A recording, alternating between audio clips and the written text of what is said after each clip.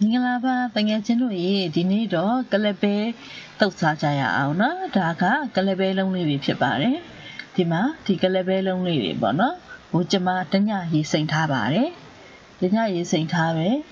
Ticalabe Lima, Conchabiamena, Dualma, Conchula Bisoye, Timama Calabe Jani Tralana, Ari Osako, Pe long like Be, Jamaro Tosaja, Auna, Ticalabe. တော့တညရေးစိမ့်ထားတယ်ပြီးတော့အခုစော်တာကိုကြတော့1 teaspoon ထည့်ထားတယ်ပြုတ်မယ်ပေါ့နော်အခုဒါကတော့သူနူးအောင်ပြုတ်ပြီးပြီဆိုရင်ပြန်ချက်ဖို့အတွက်ချက်တော့အနီးခဲချင်းတီ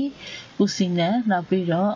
ပြင်းတော့သိအားလုံးအစင်းဖြစ်နေပြီအာလူကိုလည်းကျွန်မပြုတ်ထားတယ်အာလူကလည်းနူးနေပြီအစင်းနဲ့ပြီးရင်ဒီဟာကတော့ထည့်မဲ့တကြားရဲ့ စနွေမှုတ်ကေငြူတိအယောင်တင်မှုတ်မဆလာဟွန်တချီကားမှုတ်နောက်ပြီးတော့စီ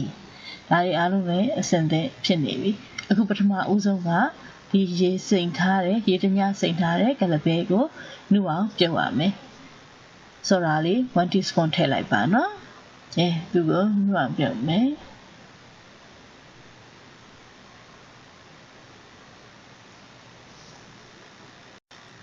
ကဲအခုဆိုလို့ရှိရင်ကလပဲပြုတ်ထားတာကနှူးဣသွားပါပြီเนาะဒီမှာကလပဲလေးတွေဒီမှာဒီလိုမျိုးညှစ်ကြည့်လိုက်တယ်ဆိုရင်ကိုနှူးဣနေပြီဒီလိုနေထားလေးရောက်ပြီဆိုလို့ရှိရင်เนาะကလပဲကိုပထမဦးဆုံးစပြီးတော့ကြော်မယ်နော်ကြော်ဖို့အတွက်ကိုဒီမှာပထမဦးဆုံးပိုးကိုပူအောင်တင်ထားမယ်မိဖို့ပေါ်မှာအုပ်ပြီးပြီဆိုလို့ရှိရင်เนาะစိတ်သက်ကြရအောင်เนาะပထမဦးဆုံးစိတ်ထည့်လိုက်မယ်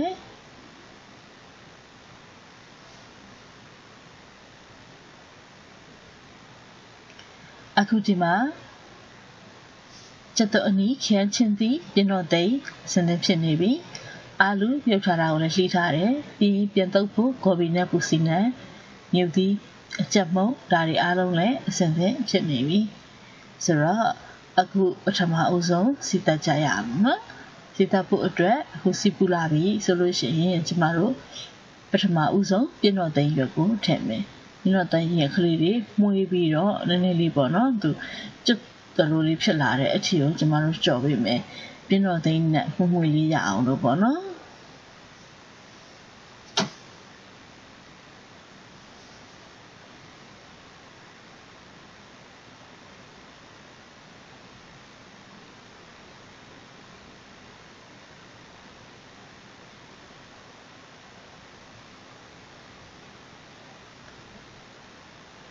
ကဲပြီးပြီဆိုလို့ရှိရင်တော့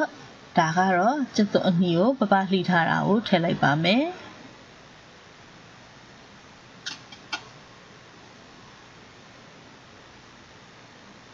ဒီလိုပဲကျက်သွလေးတွေနည်းနှောလာတဲ့အထီကိုကျမတို့စစ်တက်ပေးမယ်နော်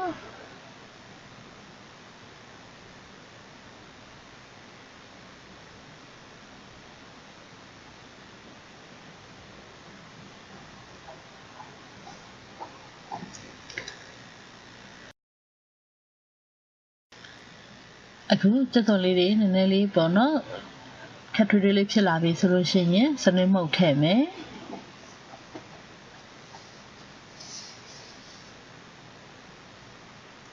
သူတို့ကိုပြန်ပြီးတော့မှွေပေးလိုက်ရအောင်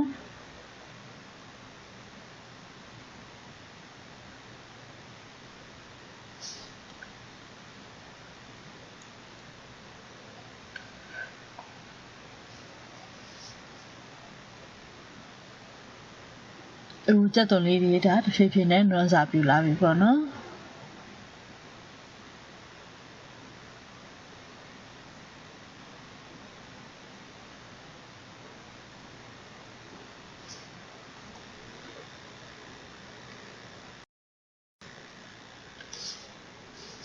အခုဒီမှာကျက်သွနေကအခုလိုမျိုးနွမ်းပြီးတော့ခြောက်လာပြီဆိုလို့ရှိရင်အယောင်တင်မှုတ်ပေါ့နော်ငြိပြီးအယောင်တင်မှုတ်ထည့်လိုက်ရအောင်ကဲပြီးပြီဆိုရင်တော့ကျက်သွနေနဲ့အယောင်တင်မှုတ်နဲ့ဟိုတမသွားအောင်လို့မှွေပေးလိုက်မယ်အယောင်တင်မှုတ်ကအစိမ့်နဲ့ပေါ့နော်သူလည်းပျောက်သွားအောင်ပေါ့ကောင်းကောင်းလေးစစ်တပ်ပေးရအောင်အယောင်နည်းနည်းလေးလူသေးတယ်နော်အယောင်တင်မှုတ်လေးထည့်ထည့်လိုက်ရအောင်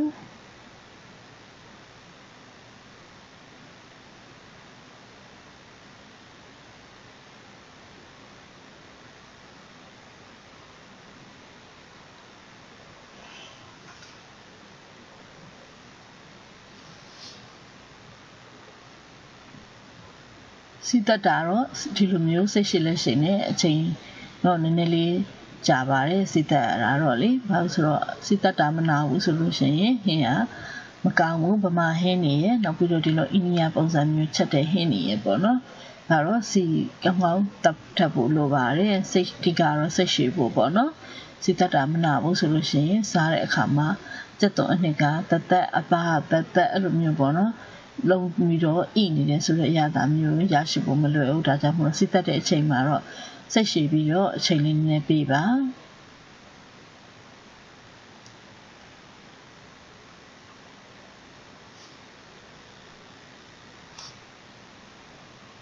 အခုဒါကတော့ခရမ်းချင်သီးပပလှီထားတာကိုထည့်လိုက်တာပါဒီလိုပါပဲခရမ်းချင်သီးတွေကိုလည်းဒီချက်သွန်နေနဲ့လုံးသွားတဲ့အထိပေါ့နော်ခရမ်းချင်သီးလည်းလူသွားတဲ့အထိ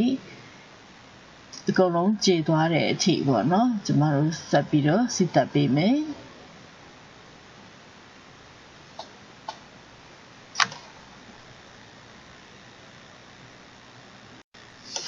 အခုဆိုလို့ရှိရင်ဒီမှာချက်သွန်နေရောခရမ်းချင်သီးရောကောင်းကောင်းလှုပ်ထွေးသွားပြီးတော့ခရမ်းချင်သီးတွေလည်းပျော်သွားပြီနော်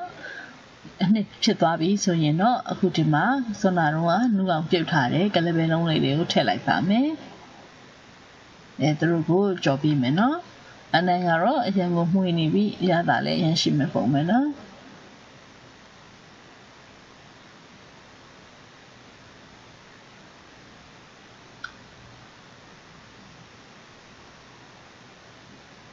ဒီဆိုရင်တော့အခုဒါကတော့အာလူကိုထည့်လိုက်တာပါအာလူကိုပြုတ်ထားတယ်ပြီးတော့အတုံးကြီးကြီးလေးတုံးထားတယ်နော်သူတို့တွေကိုအားလုံးအထက်အောက်လှမ်းပြီးတော့တမသွားအောင်အရာသားတွေလုံးဝအောင်ပေါ့နော်အဓိကအာလူကဒီပဲစီတက်ထားတာနဲ့တသားလေးဖြစ်သွားအောင်လို့မှုပေးမယ်နော်အခုထည့်ချင်တာကတော့မဆလာပါမဆလာနဲ့မှုမွေးလေးနဲ့ချက်မယ်နော်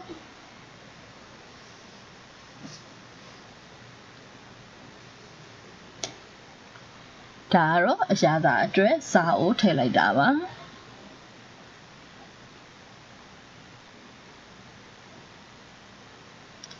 အခုဟာကတော့ဟွန်တက်ချီငါးမှုန့်ကိုထည့်လိုက်တာပါအခုနောက်ဆုံးမှာတော့ငါပြရည်လေးနည်းနည်းထည့်လိုက်ပါတယ်ရတာတွေလည်းအကုန်လုံးထည့်ပြီးပြီဆိုတော့အခုချိန်မှာဒီရတာတွေနဲ့ပဲနဲ့အားလုံးနဲ့စီစပ်ထားတဲ့ဒီခင်းကျင်ဒီအနှစ်တင်နဲ့အားလုံးသမသွားအောင်မှွေပေးပြီးတော့ဒီကောင်တွေကိုဘယ်လိုခေါ်မလဲသူဒီနည်းနည်းလေးကြော်တယ်ပေါ့နော်ဆိုတော့နည်းလေးခြောက်သွားတဲ့အထိကိုမှွေပေးနေမယ်ကဲအခုကတော့မြုပ်သီးအချက်မှုတ်နော်ဒါမြုပ်သီးအချက်မှုတ်ကိုထည့်လိုက်တာပါအတုပ်တွေပါတယ်မွေးငါးတွေမှာထည့်စားတဲ့မြုပ်သီးအချက်မှုတ်နော်သူ့ကိုထည့်လိုက်တာပါကဲဆက်အတွက်ကလည်းထည့်ပြီးပြီဆိုတော့ပြန်ပြီးမှွေပေးကြရအောင်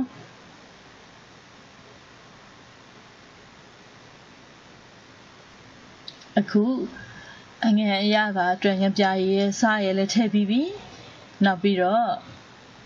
ဆက်အတွက်ငြူသီးမှုန်လည်းထည့်ပြီးပြီဆိုတော့အခုအချင်းအတွက်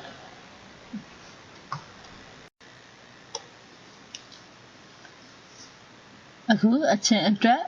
မကြီးနှစ်ကိုထည့်လိုက်မယ်နော်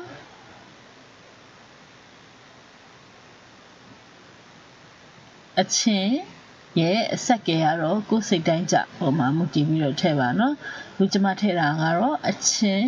ရတာလေးနည်းပါမယ်မွေးမယ်ဒါပေမဲ့တအားချင်တာမျိုးမဟုတ်ဘူးငြူသီးမှုန့်ထည့်တော့လည်းဒီလိုပဲတအားဆက်အောင်ထည့်တာမျိုးတော့မဟုတ်ဘူးပေါ့နော်ကဲအခုအရသာတွေကအကုန်လုံးထည့်ပြီးပြီဆိုတော့တမအောင်မှွေးမယ်ပြီးပြီဆိုရင်တော့အရသာမြင့်ကြည့်ပြီးတော့ကိုယ်စိတ်တိုင်းကြပြင်ပြီးတော့ယူမယ်နော်ဒီမှာအတွက်ကတော့ဒီထည့်ထားတဲ့ပစ္စည်းအကုန်လုံးကအတော်ပဲပေါ့နော်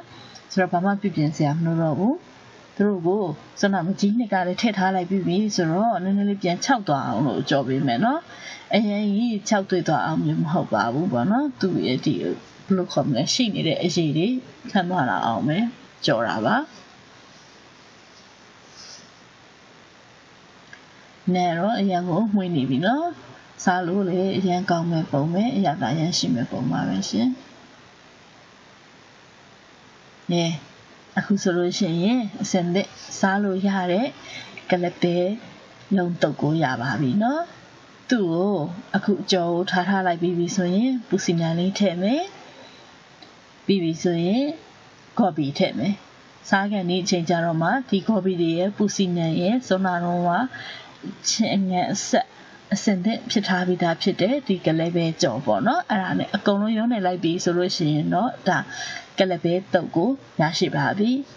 ဘာမှတော့မခက်ခဲဘူးဒီပုံစံလေးအတိုင်းလှုပ်ရှားကြည့်ပါအရင်ကစားလို့ကောင်းပါတယ်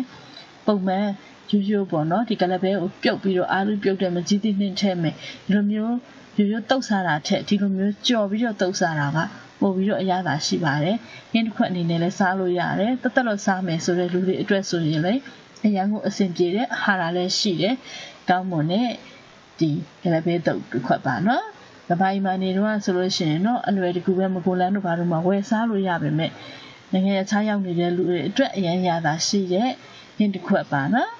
အားလုံးကိုကျေးဇူးတင်ပါတယ်ကျမရဲ့ page လေးကိုကြည့်နေတဲ့အတွက်ကျမရဲ့ကိုယ်ပိုင် website ဖြစ်တဲ့ chowsu.com ကိုလည်းဝင်ရောက်ကြည့်ရှုပြီးတော့အားပေးပေးပါဦးเนาะအားလုံးကိုကျေးဇူးတင်ပါတယ် please like and share thank you ပါ